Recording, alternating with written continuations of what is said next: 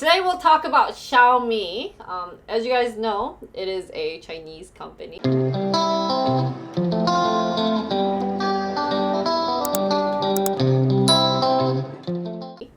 And what's interesting about Xiaomi is that their concept is supposed to be a single grain of rice of a Buddhist, in like as great as a mountain, but their like Chinese symbol is like the little rice. And apparently the me part is also another acronym for mobile internet and also Mission Impossible. So they have a lot of meaning in their names, which I was shocked that they actually did something like that. So that's Xiaomi. So let's talk about the company profile. Their mission statement is to relentlessly build amazing products at honest price to let everyone in the world enjoy a better life through innovative technologies. And vision statement, this wasn't exactly what they had defined as their vision statement, but it is to make quality technology, which I think they're doing a perfect job of, right? Their prices are much cheaper than their competitors, and they are producing a mass chunk. So.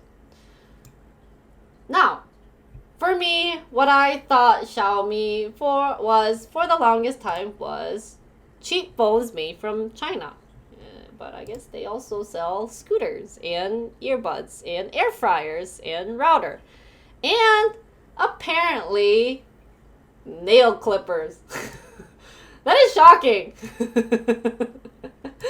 So let's talk about the creator of Xiaomi, the founder, one of the founder, Lei Jun. His background was that he studied in Wuhan University.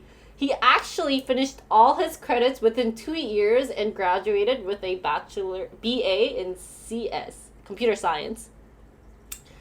Then he joined Kingsoft as an engineer, and 4 years later, he apparently became the CEO of the company. He actually left the company due to a health issue and started being angel investors, where he invested in more than 20 companies, including Venzel.com, UC Web, and YY social platform. So YY. Then later he joined and created multiple companies along the way. So first one is Joyo.com, which is an online bookstore, ends up being Amazon.cn. So he actually was able to sell it to Amazon. And so in 2010, what's interesting was that with 6 other founders, Lin Bin, who's a vice president of Google China Institute of Engineering, who will become the president of Xiaomi, was another founder, along with Zhou Guangping, who is a senior director of the Motorola Beijing R&D Center, and with Yu De, who is the department chair of the Department of Industrial Design at the University of Science and Technology, Beijing, and Li Wangxian, who is a general manager of Kingsoft Dictionary, along with Huang Jiangji, who is a principal development manager, and finally with Hong Feng, who is a senior product manager for Google China. So 7 people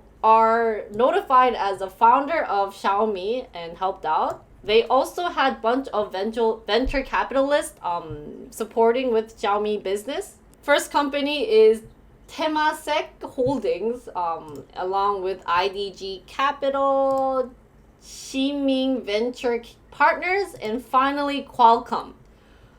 Woo! So that is a whole lot of companies. So 2010, that's when they built the company. And right after they built it, they came out with MIUI Roam, which is basically the first Android-based firmware. Kind of like, it's supposed to kind of resemble Samsung Touch Wiz and Apple iOS. So this, at the time, was kind of what it's supposed to like show. And since it is Android based, which means that it's from Google Android, They wanted to create something that offers better functionality and better UI. So it's supposed to be looking somewhat like this at the time, their first version. And nowadays it looks like this. So they did get better. It kind of looks like Apple and Samsung combined, not, like I could see some parts that's resembling a bit of Samsung, some part that resembles Apple. But, they did a good business, right? So then in 2011, within a year, they were able to create Xiaomi Mi 1, which is their phone, their first phone, apparently $310. They contain the MIUI firmware and Android installations. They focus their marketing in Asia and East Asia, the technological markets, and they were known to be Apple of China. Which isn't a bad thing to be considered, I think. Because at the time, 2011 was really great. Now in 2013, this is kind of like a funny news that I brought, but Hugo Barra, who was a Google executive, came to China's Xiaomi, and how that happened, by the way, Hugo is a Brazilian CS executive and entrepreneur who worked as a vice president of product management for Android platform in Google.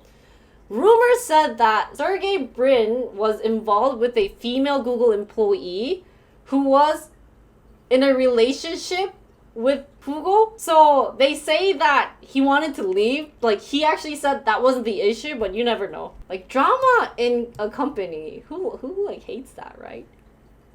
But anyways, yeah. He ended up being the vice president of Xiaomi, and his goal of working in Xiaomi was to expand outside of China. So definitely come to US, a way to come to US. He did leave at 2016, but he was a big contribute to helping Xiaomi grow outside of US. Also in 2013, Mi 3 phone came out, and this ended up being the 5th most used smartphone brand in China. So within 3 years of them starting, they have become one of the most popular phones, and they ended up selling 18.7 million smartphones.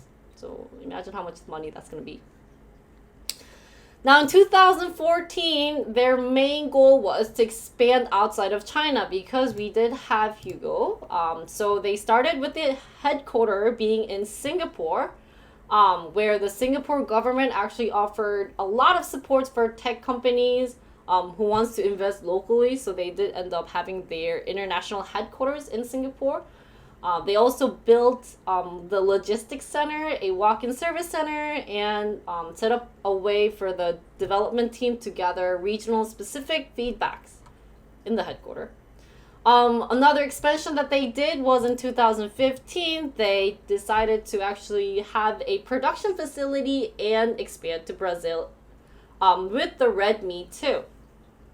The reason why was that Brazil actually decided to heavily tax imports while giving breaks to the manufacturers assembled their products locally. So for them, it was better to have a company locally. That's why. But unfortunately, they left within a year. So that sucks. But this happened in 2015. A year later, they moved to Bangladesh. They collabed with the Grameen phone, which is the largest cell phone operator. And then another thing was that they decided to start selling their product in Europe. They did a partnership with ABC Data, which is a Poland-based distributor. That is a lot of partnership, right? And 2017 finally launched in other countries, really a lot of countries. They have stores and everything: Spain, France, Europe, Eastern Asia, every place, Western Asia, Middle East, and so they started to expand, which is a great thing that they're doing. Also in 2014, they decided to purchase the me.com domain for a record of $3.6 million for their global users, which is a lot of money, but obviously the smaller, the better name it becomes, the domains get expensive. So Me.com actually was created in November 1998, but they decided to purchase it with a very expensive price, which ends up, they were kind of complaining, but they ended up having to buy it. So if you actually use Me.com, it is being used this time. Now in 2016, what I found interesting was that they decided to come up with Xiaomi Mi Robot. I just like robots, so I brought this one used. Obviously, you know that Xiaomi makes a lot, but this one was interesting because they were released by Roborox. And what's funny was that Roborox not only created for Xiaomi, but they also created for themselves, and they made their Roborock vacuum cleaners being the high-end products, and made the Xiaomi Mi Robot for the low-end products. So if you could spend a bit money, they would recommend buying their stuff. But if you couldn't purchase a high-end product, they recommended the Mi Robots. So the partnership between Xiaomi and Roborock started because Xiaomi ended up investing in the company. So Roborock became a huge partner. 2018, what's interesting was that they decided to go public. They are now public in the Hong Kong Stock Exchange, where they started as 16.60 Hong Kong dollars, which ends up being $2.12 a share. And by the way, because of this public going IPO, they had a lot of mixed reactions. A lot of people say that Xiaomi, isn't worth the money. It's being overhyped, not really a good company to benefit from. Also, they compared a lot with Apple, especially the price to earning ratio. They wanted to actually raise $10 billion through the IPO, which will be the biggest raise of all. So they wanted to raise $10 billion in IPO, which is the biggest raise, but they couldn't quite reach it, but they are doing a great job these days. Also in 2018, they decided to partner with IKEA for bringing in more smart connected homes to users, which was interesting partnership. Now, Xiaomi in 2012, that went by really fast, but this is their graph. Obviously, they have been public for only 3 years, so nothing much has happened. A little bit interesting fact was that their total revenue was RMB of $72.2 billion. For year-over-year growth, it's 34.5%. But some section that I thought might be interesting to analyze was, so current price is 3.26 USD, but I found it interesting because when I first looked into it, I was like, that is very cheap compared to how much Apple is for stock price, but their market cap is 613 billion. Definitely a lot. So a couple of interesting raise and falls that I wanted to point out was these two, and some of the fun, interesting news that I wanted to bring it to you guys was the first time the reason why it increased was because of beating the estimates with the record quarterly revenue. Like I said, they did get a YOY growth of 34.5%. The downfall was pretty interesting because there has been a lot of political, issues going on, especially with China and India. As you guys know, the skirmish between India and China might be the reason. Not sure. So if you guys don't know that, so they're having a little issue with the Himalayan borders, which actually left 20 Indian soldiers to die last June. So that's the recent issue kind of going on between China and India. And obviously, India is using Xiaomi a lot, basically to a point where people say Xiaomi India is basically an Indian company. So there has been a bit of issues going on with people saying, is this causing it? But analysts say not really. They still love Xiaomi, although they didn't want to purchase Chinese product. So then I was like, maybe there's another reason why. And what I remember was that earlier this year they wanted to blacklist Chinese company in the US. So that might have been another reason why there was a downfall at the end. But roughly speaking, Xiaomi is doing a great job of keeping their stock price consistently. It has been dropping a little bit, but it's not that bad, right? Funny story. Now, recent news. Last month, Xiaomi actually becomes number 2 for smartphone vendors. First time ever in Q2 2021. So, which one's interesting? They say that they passed Apple. So after Samsung, now it's Xiaomi. What makes them the second? Well, they are saying that their shipment for Xiaomi products has increased more than 300% in Latin American countries, 150 in Africa, and 50% in Western Europe. So yeah, Counterpoint announced that Xiaomi also surpassed Apple for the first time in Europe, making them the second largest in Europe as well. So with this news saying that a lot of people are now looking into purchasing Xiaomi phones than Apple phones. So what news do they have in 2021? The first thing is, guys, what is the recent popular thing that everyone's really interested in? I'm asking a question, please answer. What do you think is the most popular thing? That's technology, guys. Technology.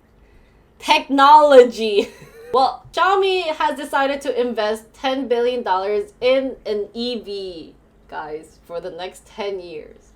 So now they're looking into investing into electric vehicles. So Xiaomi will have their own electric vehicles sometime soon. So that's something to look into.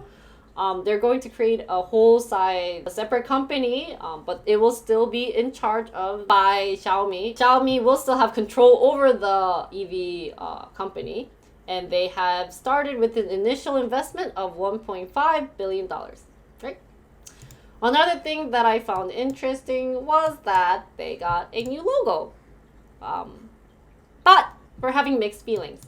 It was designed by Kenya Hara, but left one is the old one, and then the right one is the new one. And obviously the title goes, Xiaomi spends 3 years to create a new logo that looks just like the old one. You could see the enthusiasm amongst people and the articles, right? And, the founder was kind of, I like this part. He was like, what do you think? To be honest, I didn't get it at first sight, but apparently, it grows into him. It's apparently the best representation, right?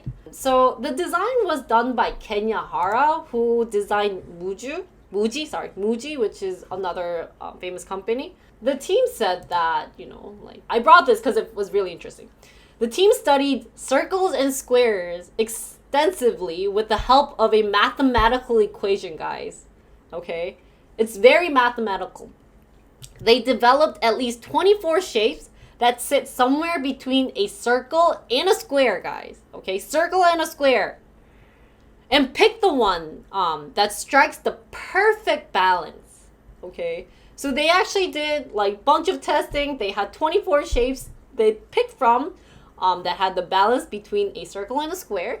And also that best represents the core aspect of alive, right? Apparently the M on the logo, or the curves on the M, has also been changed slightly to fit the frame. So yeah, they do have a new logo, 2021. So yep, this took 3 years. And another interesting thing that Xiaomi will start to do is, what has Tesla brought in, right? A couple of days ago, Tesla had their little show and they had a robot human. Well, Xiaomi will have a robot dog. Cyber dog. Which is a open source right now. They have a brain of NVIDIA. So, very fancy word, AI supercomputer embedded an edge system. That's how the doggy looks like.